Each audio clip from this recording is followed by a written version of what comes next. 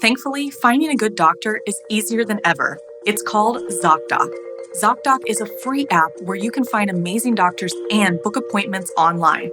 You can filter specifically for ones who take your insurance, are located near you, and treat almost any condition you're searching for. Go to ZocDoc.com/something and download the ZocDoc app for free. That's ZocDoc.com/something. ZocDoc.com/something. Hello, spooky friends. It's your Something Scary podcast hostess, Blair Bathory, and it's almost autumn. I'm so excited. So before we get into the cooler nights and the pumpkin patches, pumpkin spice lattes, and all the spooky things we have planned for you, we have a few more days of summer. So until we can celebrate spooky season, I present to you Death Days of Summer, which is our new podcast starting now.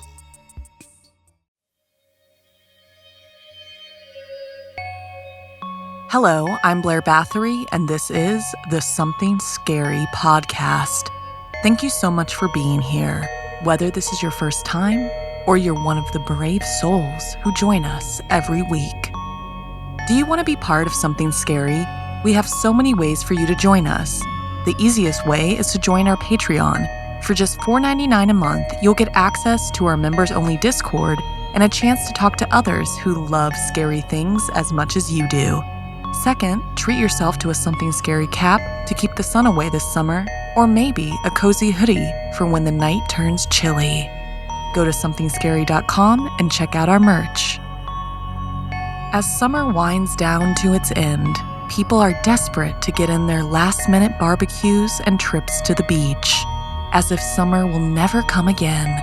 But some of us are careless, not realizing all the dangers that lurk when the weather is still warm. If we're lucky, we won't be aware of all the ghosts and desperate entities that are out just dying to get our attention before we disappear back inside for the winter. First, a haunting discovery, followed by a narrow escape, then a desperate plea. Finally, in our featured story, scared to death. So, want to hear something scary?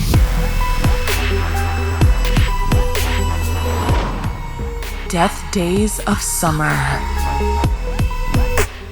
It's difficult to focus on the fun freedom of summer when you're constantly reminded of the evil that lurks in the corners of your world, like in this story inspired by Caitlin. Ruby lived at home with her little sister, Imogen, and their father. It was summer break, and since her father was away at work during the day, it was Ruby's responsibility to watch over her. Although she loved her sister, she didn't love this summer job, but she would do anything to gain the approval of her father. One day, when Imogen was down for a nap, Ruby was writing in her journal. Piercing screams shattered the silence. Rushing to her sister's side, Ruby found her sitting upright with wide eyes. "Imogen, are you okay? Are you having a nightmare?" Ruby asked, concerned. Her sister didn't respond. Instead, she slowly raised her hand, placing it on her chest, and started shaking violently. Panicking, Ruby grabbed Imogen's shoulders and tried to wake her up. "Imogen, wake up!" But Imogen whispered, "Don't you see it?" Ruby froze. See what? There was nothing there. But as she followed her sister's gaze to the corner of the room, she gasped, terror gripping her. In the shadows stood the silhouette of a tall figure with long hair and glowing eyes, watching them both. Ruby rushed to the window and threw open the curtains, letting in the sunlight. To her relief, the figure was gone. Ruby, trying to protect her sister and not knowing what they saw, passed it off as a mere nightmare and kept her little sister by her side. That night, Ruby lay in bed, unable to sleep. The terrifying image of the lurking figure haunted her mind. She wrestled with the idea of telling her father about the ordeal but dismissed it. fearing that he might think she couldn't handle the babysitting duty, or worse, that she had lost her mind. As the days passed, the strange figure continued to manifest, appearing every time Imogen and Ruby were together during the day. Desperate to keep her sister safe, Ruby tried taking Imogen outside to play more often, hoping the entity wouldn't follow them beyond the confines of the house. But no matter where they went, the figure lurked in the shadows, always watching. It didn't appear during the hours of darkness. Ruby knew because she would stay up until she collapsed from exhaustion. However, during the day, its presence seemed to intensify. Ruby's health began to deteriorate from the stress and sleepless nights, but she kept it from her little sister, convincing Imogen to not worry their father about her nightmares or the shadow person. One day, their father returned home early and found the girls missing from the house. Panic surged through him as he frantically searched for them. He finally discovered them at the park, looking visibly scared and distant. He demanded to know what had been happening. He pressed them for an explanation. Reluctantly, Ruby broke down and told her father everything: the eerie figure, its constant presence, and the lurking terror they faced every day. Expecting her father to be alarmed or dismissive, she was surprised when he smiled gently. "I think you know who it is," he said, his tone soothing and understanding. Ruby's anger flared at his calm reaction. How could he know about this terrible presence and not do anything about it? How could he not have warned her? "It must be your mother," he continued.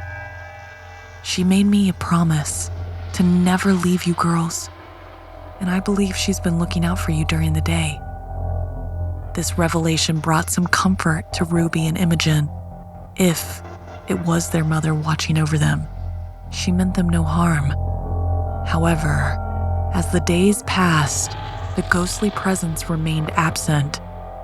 Ruby and Imogen couldn't help but feel disappointed now they had learned of its possible true identity. Their father insisted that their mother was still there, watching over them from afar, even if they could no longer see her. But she never returned. The house felt empty and devoid of the protective presence they now yearned for. As time went on, Ruby and Imogen realized that they had lost something beyond their mother's spirit, a connection to the unseen world, where the love of a lost mother resided. They couldn't help but wonder if their father had made up the comforting story to ease their fears. As Ruby and Imogen grew older, they still yearned for the haunting presence that had once terrified them. They longed to feel the embrace of a mother they barely knew, to know she was still there, watching over them from the shadows. Yet, no matter how much they searched or how desperate they became, their mother's ghostly presence never returned, if she had ever been there at all. Have you ever felt like you were being watched by an entity? Were you scared, or did you welcome the company? Did you interact with it? If so, tell us your ghostly story by sending us an email at somethingscary@snarled.com.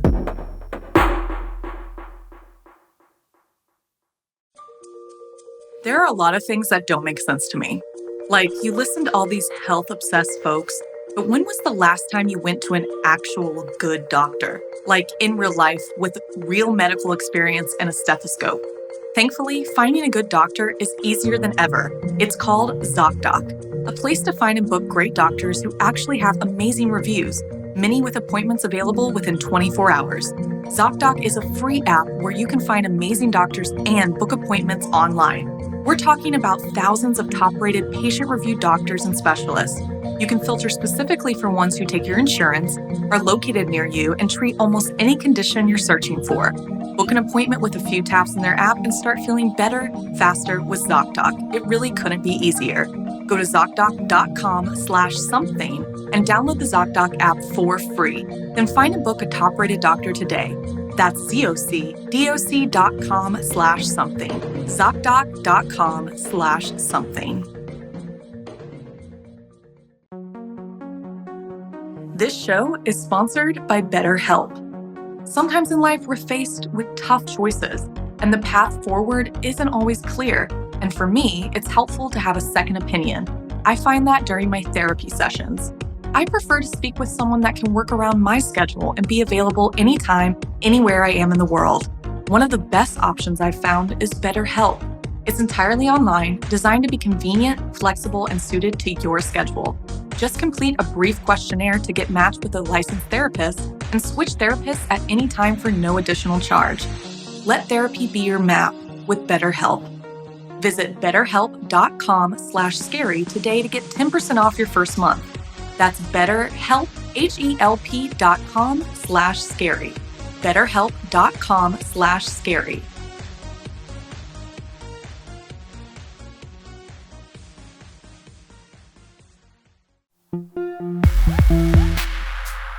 Sometimes we forget just how primal our gut instinct can be. If something doesn't feel right, then we shouldn't ignore our intuition, as in this story written by Janine Pipe. Summer vacation is meant to be one of the happiest times of the year. No school, waking up late, the perfect excuse for cookouts and ice cream. Both my parents are teachers, and every year we traveled around during the summer weeks.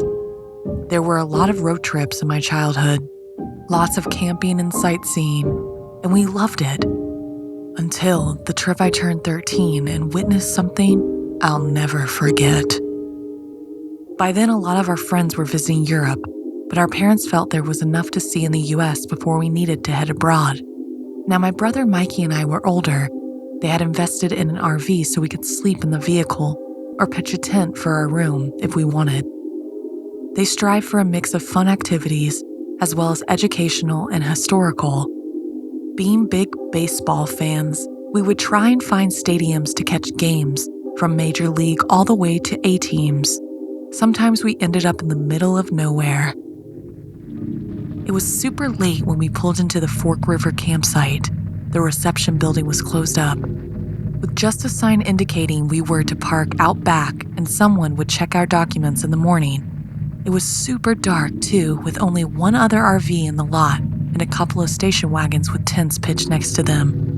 But if the residents were awake, then no one seemed disturbed by our arrival. Our mom did incredibly well living with 3 males, but sometimes she wanted to take a shower and wash her hair in peace, so I found myself busting to use the bathroom, and my dad suggesting instead of waiting, I head over to the toilet block. I've used all sorts of public restrooms before, and campsites aren't usually as bad as truck stops. It wasn't so much the look or the smell that bothered me, it was how dark it was and desolate.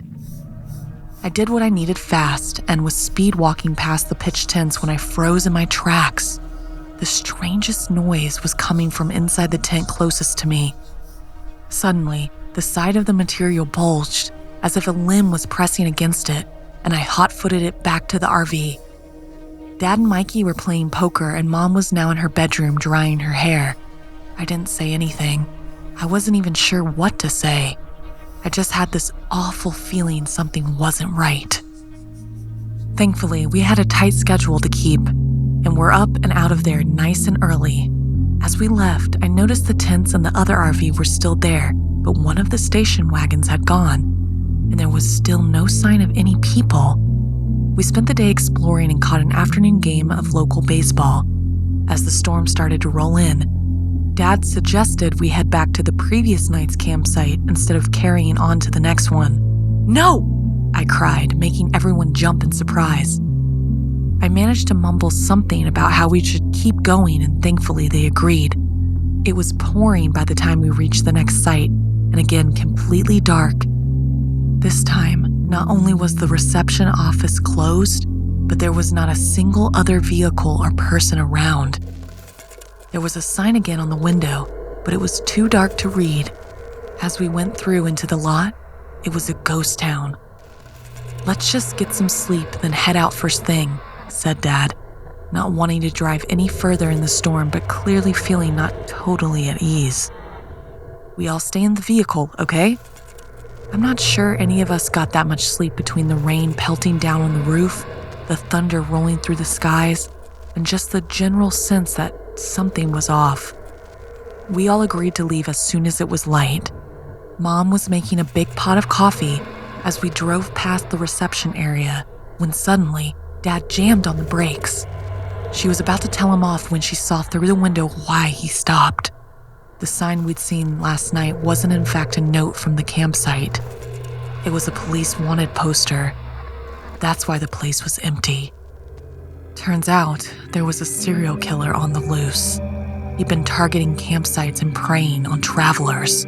The first couple of victims had been made to look like a robbery gone bad, but after that, he just stuck to plain old murder. His victim of preference seemed to be lone campers, killing them then stealing their cars. And the latest had been a lady traveling on her own to see family across the country, who just happened to be pitched up at Fork River. The dawning realization that I had witnessed a murder and we had spent the night with a serial killer hit me hard. I still think about that night and the poor lady in the tent, but most of all, I still think about how the guy had never been caught. What if he saw me? What if he knows our vehicle? And what happens if he tries to find me? Have you ever been somewhere that just didn't feel right? Did you listen to your intuition? Did anything happen that you found out about later?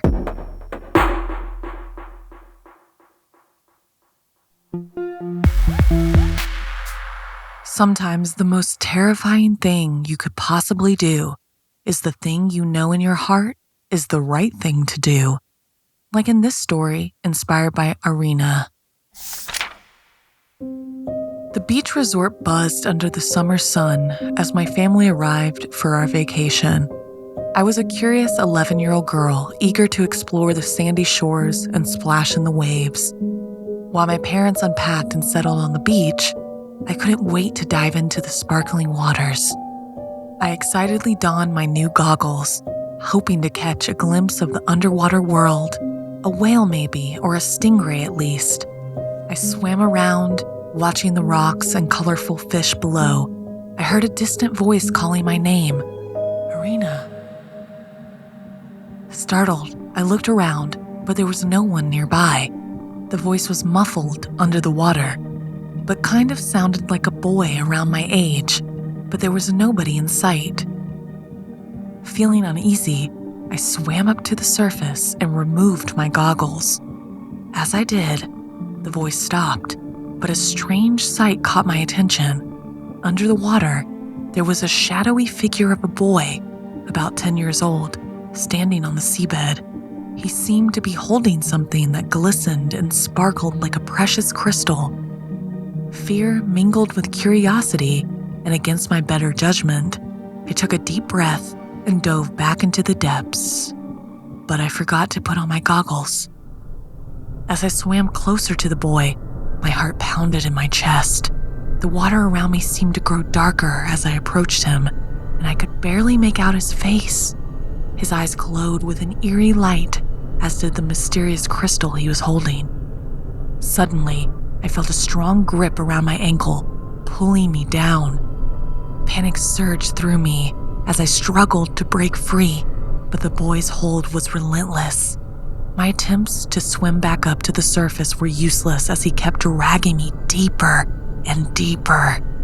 Suddenly, I pulled free, but not before I received painful scrapes from the boy's nails and bruises from the blunt rocks beneath. It was my dad who had seen me go under and not resurface and came looking. My parents scolded me for venturing too far and messing around in the water. They attributed my injuries to carelessness and warned me to be more respectful of the sea. That wasn't an issue. I was terrified by the encounter. I didn't want to set a foot in the water the rest of the vacation. However, my trauma didn't end there. As night fell and darkness shrouded the resort, I saw the figure of the boy standing in the corner of my room. His glowing eyes pierced through the darkness, fixated on me.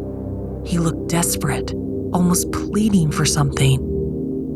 I tried to scream for my parents, but no sound escaped my lips. Paralyzed by fear, I hid under my blankets, hoping he would vanish like a bad dream. But the boy's presence persisted, and he continued to watch me throughout the night.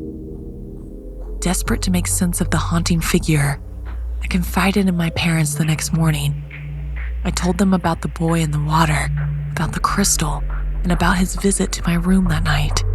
However, they dismissed it as an overactive imagination and the result, too many scary stories told by the beach bonfire. Despite my parents' reassurances, I couldn't shake off the feeling that the boy was real and needed help. There was something about him that seemed tormented, trapped in an unknown limbo between the worlds of the living and the dead. I couldn't just ignore him, even if it meant facing my fears head on. One evening, as the sun began to set, I mustered the courage to return to the water.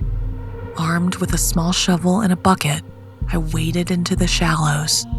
It was then that I saw his shadowy figure again, not in the water, but standing at the edge of the empty shoreline, gazing out at the vast expanse of the sea. Approaching slowly, I tried to communicate with him, to understand what he wanted. It was a risky move, but I couldn't ignore the plea in his glowing eyes. To my surprise, he reached out and pointed towards a rocky area further down the beach. His message was clear, and I knew what I had to do. I followed the boy's guidance and began digging near the rocks. The sand was cool between my fingers as I unearthed something buried beneath.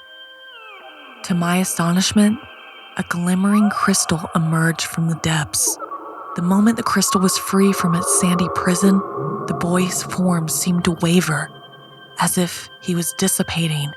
He just managed a faint smile before vanishing completely. It was now dark, and I hurried back into the hotel before my parents noticed I was gone.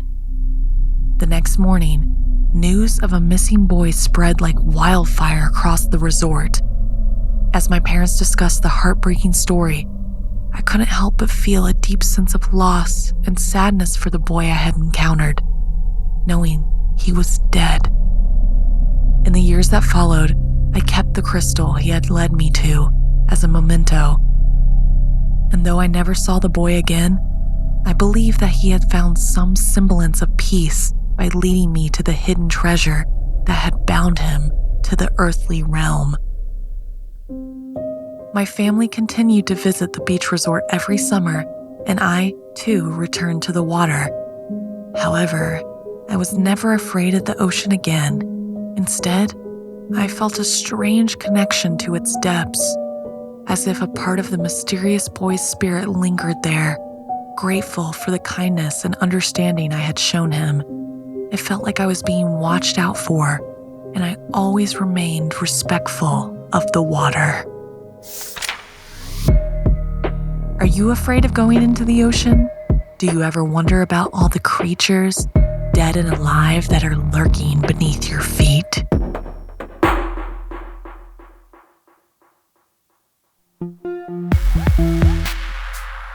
In our final story, join my co-host Stephanie as she tells the tale of the Japanese Obon Festival, now animated and over on youtube.com/snarled. Japan's spooky holiday Obon Festival creeps up right in the heat of summer. They say you can beat the sizzle of those hot summer nights by cooling off with shivers down your spine. Lots of folks chase that icy thrill, wandering through the graveyards. But be warned, you might do more than cool down. You might actually be scared to death. The Obon Festival of the Spirits was coming to a close as the sun had set. The moon shone on Mika and the other teens as they performed a traditional dance to honor their ancestors, who were believed to return to visit their living relatives during this time. As they danced down the street lit up by the lanterns, their matching yukatas shimmered in the moonlight, catching the attention of the audience. When the parade ended, Mika's sister took her hand and said, "It's time to go home and celebrate with the family." But Mika shook her head. She had other plans. She told her sister to head home without her and to tell her parents that she would be home soon. Her sister was rather upset because she had wanted to spend more time with her, and began to ask her one more time to come with her. But despite the protest, Mika was stern about having other plans. Alone now, Mika glanced around before she slipped off her yukata to reveal a cute, modern dress. She made her way over to a group of teens who were hanging out after the parade. She saw Ren, the hottest guy in school, and his two friends. In addition to their bad behavior, they were frequently suspended from school. Well, here you are, Ren grinned. I thought you weren't gonna show. Mika's heart raced at his attention, but her expression turned to concern when Ren announced that they were heading to the graveyard to summon ghosts. Having celebrated Ubon, the festival for spirits, on the same night, it was believed they should not disturb or offend the spirits in any way. She didn't like the idea, but she liked Ren more. She couldn't back down, otherwise, who knows when she would have the opportunity to show off to him. They arrived at the old, eerie graveyard. It was completely empty, no one else daring to offend the dead. As they walked around, they saw food and gifts left over by loved ones during the festival. Ren playfully climbed a tombstone and jumped from one to the other. Meanwhile, Mika gulped, knowing how disrespectful this was. Stay cool, she told herself. As if jumping around playfully wasn't bad enough, Ren suggested they carve their names into a headstone to leave their mark. Mika knew it was wrong, but she felt compelled to prove herself to Ren and the others. She cautiously took the pocket knife Ren whipped out, trying to etch her name as lightly as possible, thinking to herself, okay, maybe if I do this one thing, it won't be as bad to the spirits. And all of a sudden, a cold breeze surrounded them, and a creepy vibe took over the graveyard. A march of restless and annoyed spirits appeared, glowing with an eerie light. Panic struck Mika and the others, and they attempted to get out of there. But each time they managed to break free, they were dragged back into the graveyard by a supernatural force.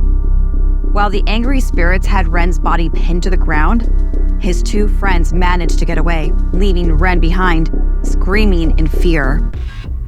Mika knew she had to act fast as she hurried over to the gate. She had behaved terribly this far, and it wasn't like her. She let her need to impress Ren cloud her judgment. She reached to the edge of the gate, then turned back to try to rescue Ren. But the spirit's grip on him was too strong. She could do nothing as she watched him slowly being strangled.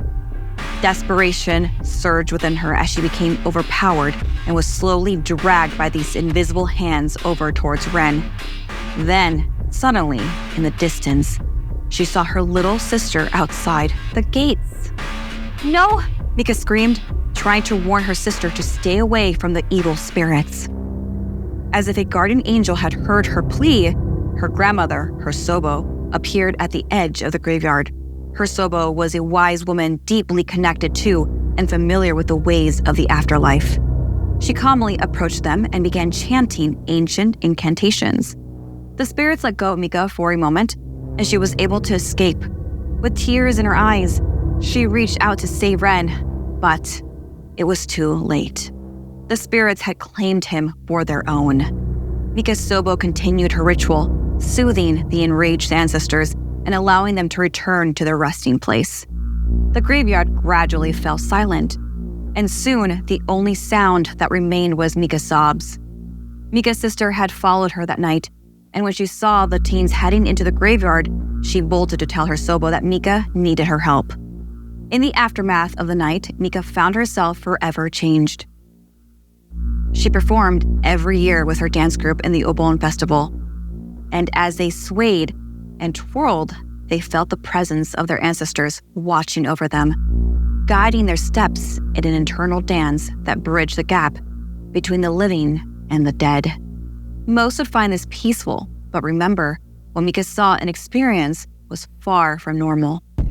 She is still traumatized by the screams and horror on that awful night. She suddenly realized the value of the age-old traditions and rituals going forward. But she wished more than ever it did not come at the price with a human life.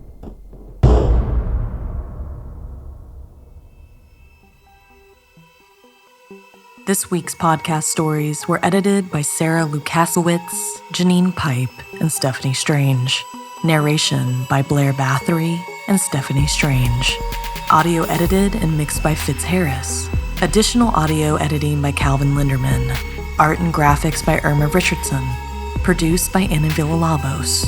Executive produced by Gail Gilman. Music by Sapphire Sindalo and Calvin Linderman.